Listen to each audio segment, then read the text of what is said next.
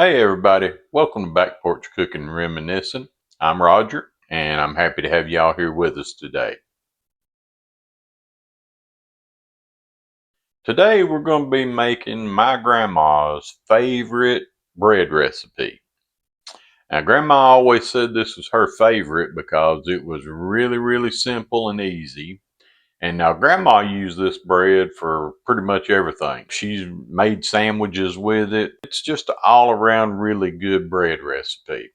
So y'all sit back, get you something to drink, and we're going to get started making Grandma's favorite bread.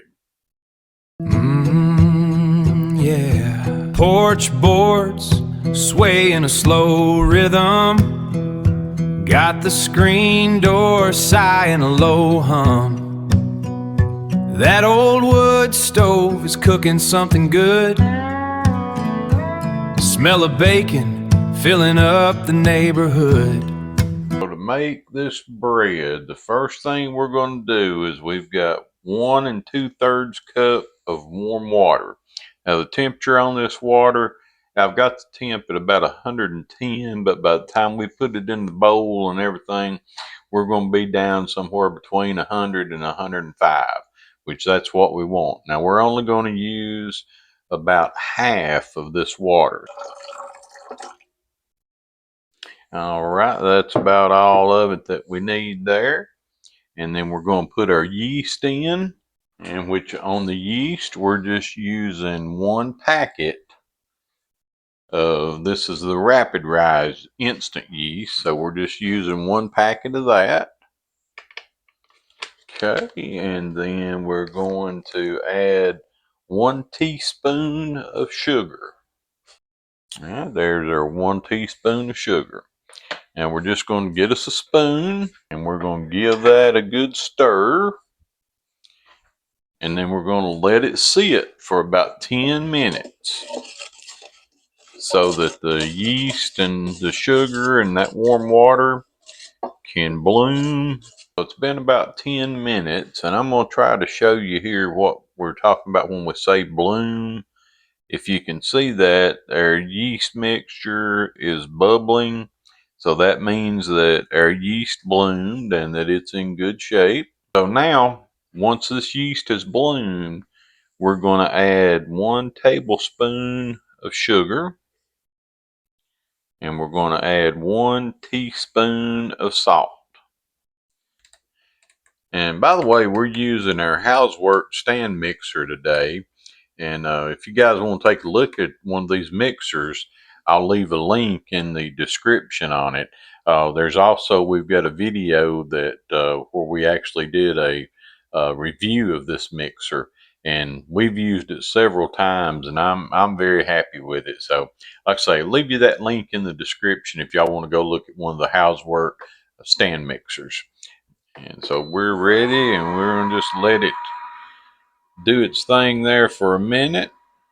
So we got that stirred up good, and now we're going to add a tablespoon and a half of softened butter. It doesn't have to be melted, it just needs to be softened. Now we'll just go back down with this, and we're going to give it another minute or so to mix that up. So I went ahead and took my wooden spoon and gave that a stir with the spoon because I had forgotten when you put that sugar and salt in there, it's going to go to the bottom, and this dough hook doesn't have enough to be able to turn that up. So I did go ahead and stir it with my wooden spoon here and get all that incorporated. So now we are ready to add our 4 cups of, I'm using bread flour. Now, back in the day, they didn't have bread flour, so Grandma always used all-purpose flour. So if you don't have bread flour, you can use the all-purpose, just the same as we do with bread flour. All right, so now we got that in there. We're going to put our mixer back down, and we're going to knead this. We're going to keep an eye on it. Now, it's going to take maybe 8 to 10 minutes to knead it, but we're going to keep an eye on it. And when it gets to a certain point, we're going to take some more flour, about a tablespoon at a time and put in there until we start getting that to pull away. And we're also going to add the rest of our water to this. So we're going to add in what we didn't use there a few minutes ago. So now we are ready to start our mixer. And like I say, we're going to let it run for a little bit. So we got our mixer going and it's starting to blend that dough together. So it's been mixing here for several minutes.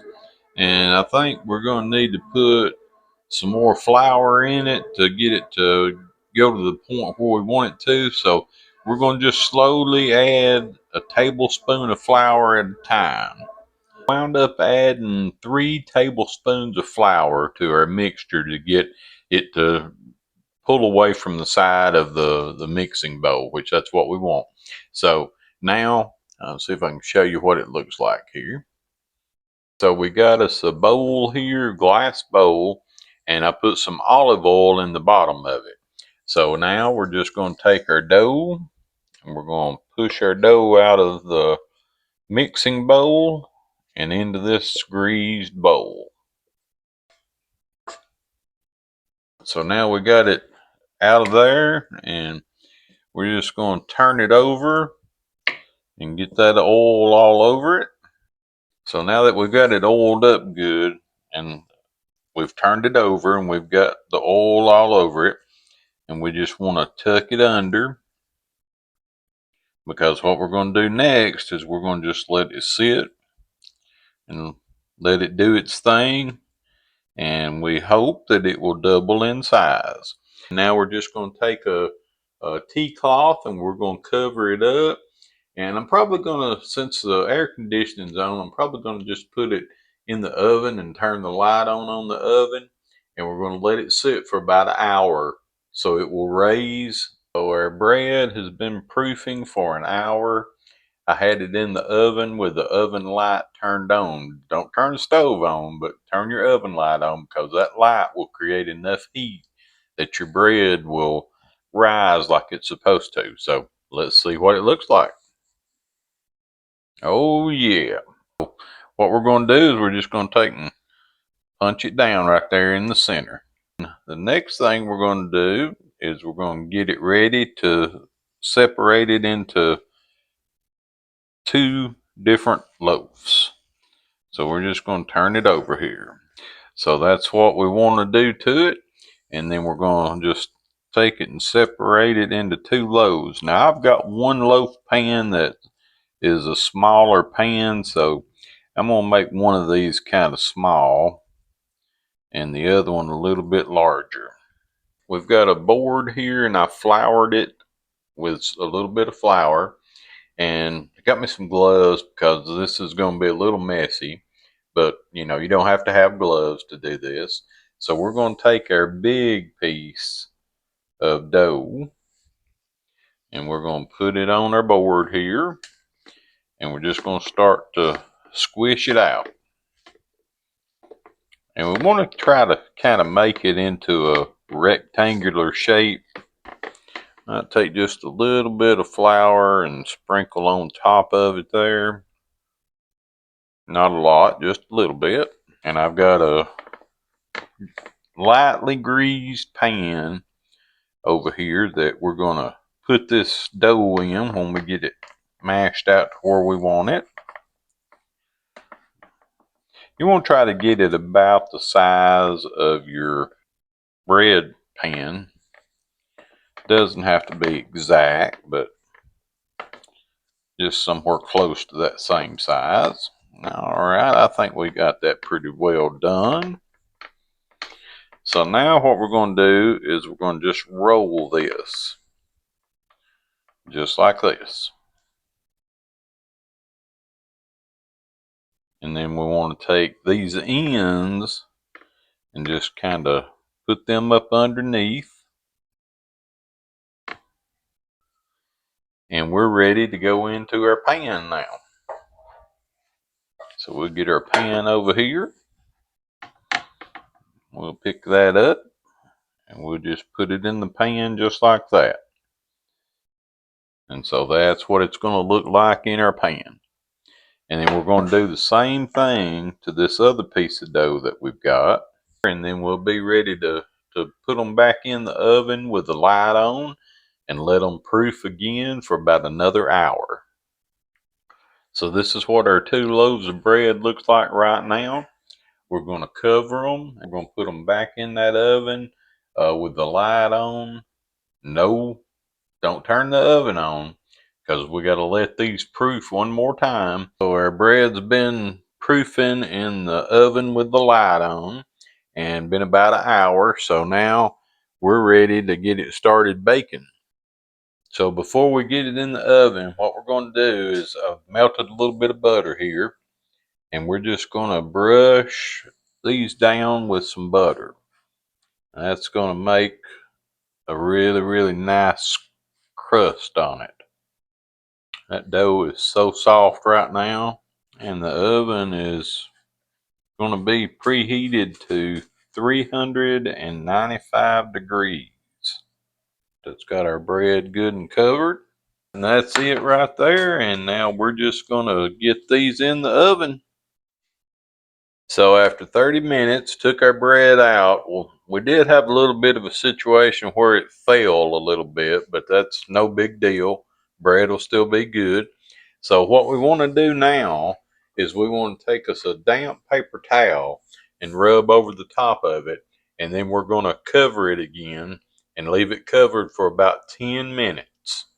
So our bread's been sitting here covered with a tea towel for about 10 minutes. So it's ready to turn out. We got us a wire rack, and you want a wire rack because you want the air to be able to circulate underneath it so that your crust doesn't sweat. So let's see what these babies look like now. That's what that one looks like, and that's what that one looks like. And where we put the water on them, that crust is just as soft as it can be. So we're going to turn them out onto the wire rack. Oh, that is pretty. I'll turn it over. Don't ever want to let them sit on their top. Always turn them over. Now all we got to do is let them sit here and cool just a little bit, and then we're going to slice us a piece of it and see how they taste. We've cut us a piece, and I want y'all to see just how that bread looks. That is so soft right there. It just is like a sponge. So I cut me a piece and I put me some butter on it. And now it's time to give this a taste. So I got my piece of bread, got me some butter on it, and we're going to try it out and see how it is.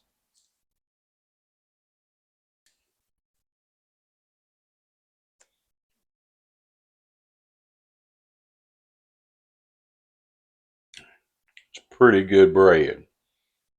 It's not sourdough, but it's pretty darn good. I would definitely make this and have it just to use as bread like my grandma did.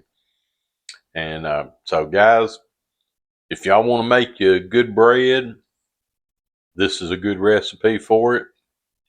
And it's great with some butter on it. So hope you'll make this for your family, share it with your friends, and if y'all would, remember to click on that like and subscribe if you haven't already. Click that bell button so you get notifications when we post a new video. And we appreciate y'all being here, and we will see you soon. Y'all have a great day.